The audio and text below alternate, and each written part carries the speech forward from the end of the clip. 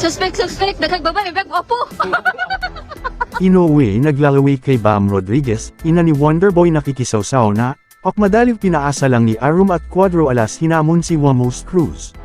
Una sa mga balitang boxing ay parang magtatagal pa si 2-division undisputed champ na Oya sa 122 pounds dahil sa isang panayam sa kanya ng Yahoo News ay binulgar niya na interested pala siya.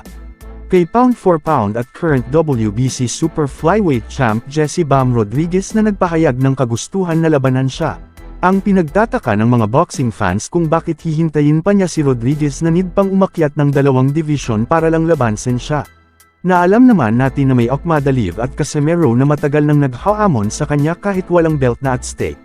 Sa ibang balita ay may kasabihan na mother's knows best para sa kanilang mga anak kaya siguro nakisawsaw na ang ina ni Wonderboy sa sagutan ng kanyang mga anak versus sa Casimero brothers. Grabe naman si mommy na nagmukhang iyakin sa SOCMED at nakalimutan na ang anak niya ang unang nagmockery at nag-call out kay Cuadro Alas sa isang duelo.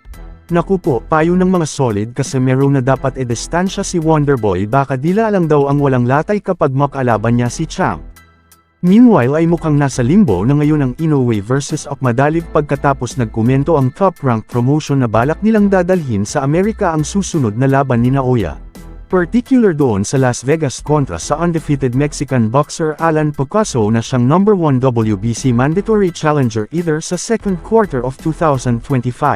Kung ating matatandaan na pinag-utos ng WBA na dedensahan sana ng Japanese Monster ang title versus Okmadaliv subalit binaliwala ito at instead ay pinili si TJ Doheny as his voluntary defense. Bagay na nag-draw ng conclusion sa boxing community na iniiwasan niya ang bata ni Eddie Hearns dahil hindi niya sinunod ang nakalatag na rotation sa 4 na sanction bodies. Maugong na rin ang balita na kung sakaling masweep sina Sam Goodman at Picasso ay ikakasa sa darating na December ang Inoue versus Nakatani. Dati nang nagbabala ang kampo ni Akma na dudulog sila sa korte upang matapos ang pang-aabuso ng nasabing organisasyon sa mga boxers. Sa huling balita ay hinahamon ni Cuadro Alas si Wamos Cruz sa isang larong billiard at ayon pa ni Champ na itataya niya ang kanyang barya na 2 milyon or kung gusto pa ni Cruz na dagdagan. Ay ayos lang, alam ba ninyo mga boss na nakita ko na may konting tumbok rin si Wamos kaya mahirap tumalpak ngayon dahil di natin nakilates sa larong billiard si Cuadro Alas. Maliban kay Coach Jason na kung walang ensayo sila ng utol niya sa boxing ay sa bilyaran ito nagtatambay at naglalaro. Yo, padalaso this time guys. 1-1 Villar. Kay Wamos sa kay Wamos. Sugal na namin to. Yan. May isusugal na dito yan. Sugal na namin to. Para sa'yo. At 1-1 Villar. Let's go. 1-8. 2-8. Magkano gusto mo? Let's go.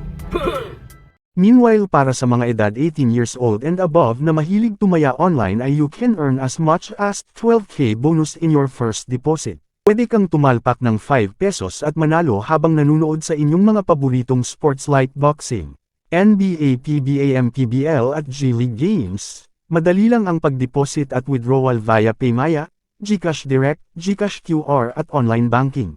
Please check comment section para sa pagrehistro at gamitin ang promo code.